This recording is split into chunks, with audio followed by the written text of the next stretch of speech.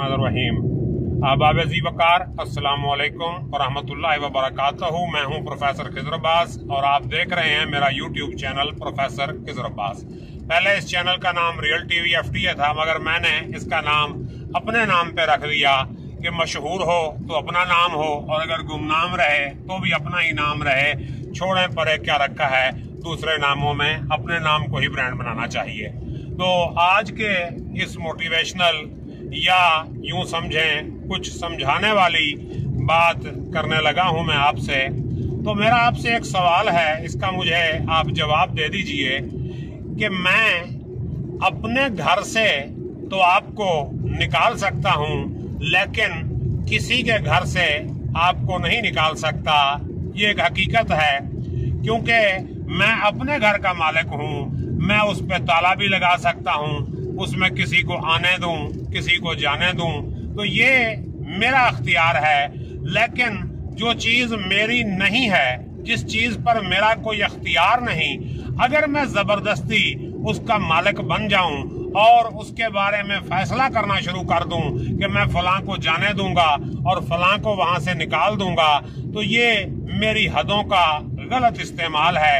तो मेरे भाई, हम बड़ी आसानी से किसी के मुसलमान या काफिर होने का फैसला कर लेते हैं, किसी के जन्नती या जहन्नुमी होने का फैसला कर लेते हैं। तो मेरे भाई, मैं सिर्फ ये अर्ज करना चाहता हूं कि दिल का हाल जानने वाली हस्ती जो है वो रब्बे कायनात की है। उसके सिवा कोई किसी के दिल का हाल नहीं जानता। हमें जाहिर पर फैसला करना चाहिए। क्यों कि अगर एक शख्स मुसलमान होने का दावेदार है और वो कह रहा है कि मैं मुसलमान हूं, तो हमारे पास कोई हक नहीं कि हम उसको काफिर कहें। आगे मुहर्रम शरीफ का महीना शुरू होने वाला है और हमें जो है वो काफिर का बुखार चढ़ने वाला है।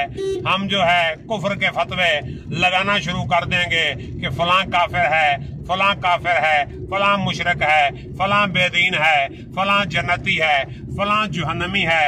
तो हम इस चीज का कोई अख्तियार नहीं रखते कि किसी के मुसलमान या काफिर होने का फैसला करें। और जन्नत और जहन्नुम का फैसला जो है ये अल्लाह पाक ने करना है, हमने नहीं करना।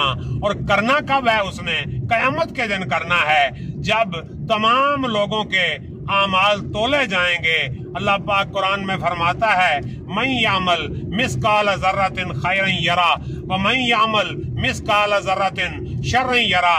जिसने जर्रा बराबर नेकी की वो भी उसे देख लेगा, जिसने जर्रा बराबर बुराई की वो भी उसे देख लेगा। और पूरा जो है वो हिसाब दिया जाएगा कि जिनके आमाल का वजन ज्यादा होगा, यानी जिनके नेक आमाल का वजन ज्यादा होगा वो जन्नत में जाएंगे, और जिनके नेक आमाल का वजन कम होगा वो दोज़ख में जाएंगे। तो ये फैसला कयामत के दिन अल्लाह पाक ने करना है, मगर हम दुनिया में कयामत का इंतजार किए बगैर, अल्लाह ताला के फैसले का इंतजार किए बगैर दूसरों के जन्नती और जहन्नुमी होने का फैसला कर रहे हैं। अल्लाह कोई हमारा पाबंद है?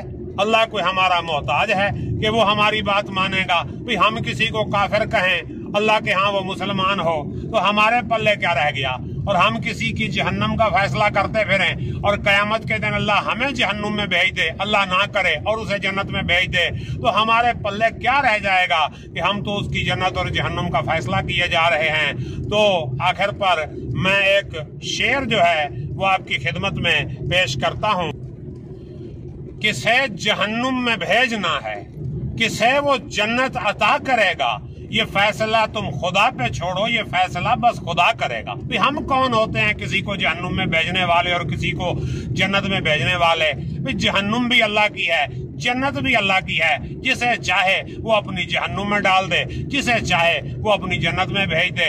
एक तरफ से तो हम कहते हैं वो हर चीज पे कादिर है, अला कुल्ले शैन कदीर है, और दूसरी तरफ से हम उसका ये अख्तियार छीन के अपने पास ले आते हैं और अपने भाइयों को जन्नती, जहन्नुमी, नेक, बद, बुरा, अच्छा कहते चले जाते हैं। तो ये बात हमारे मुंह पे नहीं पड़ती, ये बात हमें ज़ेब नहीं देती। तो इसलिए किसी के मुसलमान और काफिर होने का फैसला और जन्नती और जहन्नमी होने का फैसला ये अल्लाह के गैबी इल्म पे छोड़ दें, हम खुद इस पे फैसला ना करें। अल्लाह पाक हमें अमल की तौफीक दे।